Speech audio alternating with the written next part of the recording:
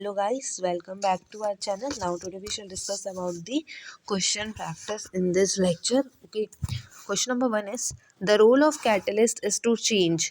Catalyst का क्या role होता है, क्या चेंज करने में? गिब्स फ्री एनर्जी एनसीईआरटी में मैंने आपको पढ़ाया था, तो नहीं होता है. एंथैल्पी ऑफ द रिएक्शन नहीं. इक्विलिब्रियम कांस्टेंट नहीं. Activation energy is the correct answer. In the presence of catalyst, the heat in revolved or absorbed during the reaction. Catalyst की प्रेजेंट में हीट एब्जॉर्ब होगी, है ना, और रिवॉल्व्ड होगी. वो किस फॉर्म में होगा? इंक्रीज में, डिक्रीज में इंक्रीज और decrease remain unchange. Of course unchange, क्योंकि catalyst do not change the stability of reaction and thus the heat is remain constant. तो इसका आंसर क्या होगा? Rate of unchanged. ठीक है. Next is the activation energy of a chemical reaction can be determined bye.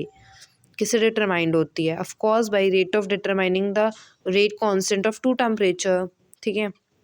Consider the figure and mark the correct option. ठीक है. Correct. The activation energy forward reaction E1 plus E2. हाँ, forward में E1 plus E2 है.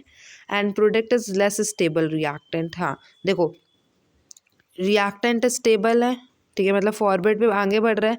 Product है ना stable, decrease हो रहा है, तो ऑप्शन ए इज करेक्ट. ठीक है. Consider a first order gas face decomposition reaction below. कौन सा होगा फर्स्ट ऑर्डर के लिए? आई think so second option is correct, क्योंकि देखो यहाँ पे ये मैंने बताया था क्लास में जब मैं पढ़ा रही थी इसको. ठीक है, आगे बढ़े. Okay. Now question number 6 this. According to this equation value के की 80 गिवन है, तो which of the following graph is correct, है ना. कौन सा ग्राफ करेक्ट होगा? पहले ही सही है, बुक का ग्राफ है शायद ये, है ना, मैंने बताया था. बढ़े होंगे. Okay. Now question number 7 is consider the Arrhenius equation given below and mark the correct option.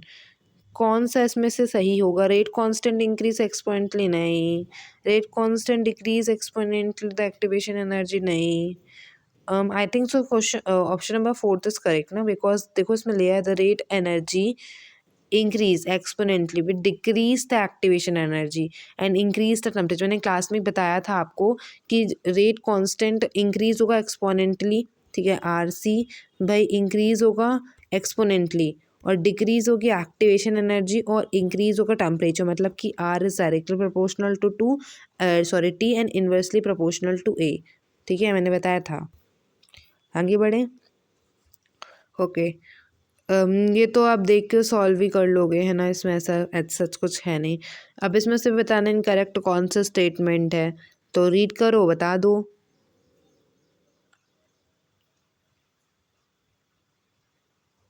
Option 3 is incorrect. ठीक है. ओके. नाउ इसको भी ऐसे आप अगेन ट्राई कर सकते हो, है ना. होप सो आप ये सारे क्वेश्चंस खुद से कर सकते हो, है ना. I think so. Which of the following statement is correct. अब इसमें से करेक्ट बताना है. तो the rate of reaction decrease with passage of the time as the concentration of reactant decrease. हाँ, ये भी सही स्टेटमेंट है. अब ये गिवन बिलो देखो और इसमें से करेक्ट स्टेटमेंट बता दो भाई. कौन सा सही दिख रहा है? ये रिएक्शन गिवन है, ये लिखते आना चाहिए, एमसीक्यू में क्वेश्चंस आते हैं ऐसे. कौन सा सही दिख रहा है भाई? देखो, बी आर, है ना, बाय डेल आर व डेल टी होगा. हाँ, by del T 5 with respect to del H 5/6. Option 3 is correct. ठीक है, ये बताया भी है कैसे लिख सकते हैं. ठीक है. अब इसमें से ग्राफ बताना है एक्सोथर्मिक का कौन सा है. पहला ही है एक्सोथर्मिक का, तो है ना. Next is the rate law of the reaction A plus B to be found this. तो बी को डबल करेंगे तो बताना है क्या होगा, है ना. बी को डबल करेंगे, है ना, डबल होगा आंसर.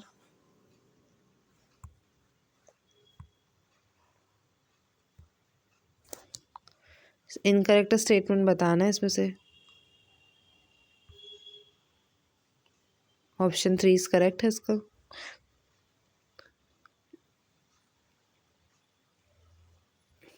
इसका आंसर इनफाइनाइट है.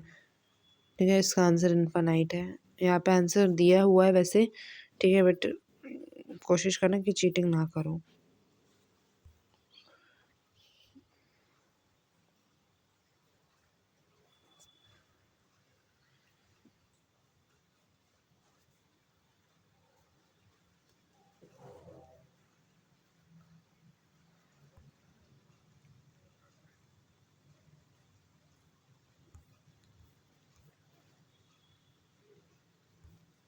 ये कुछ क्वेश्चंस थे, ठीक है।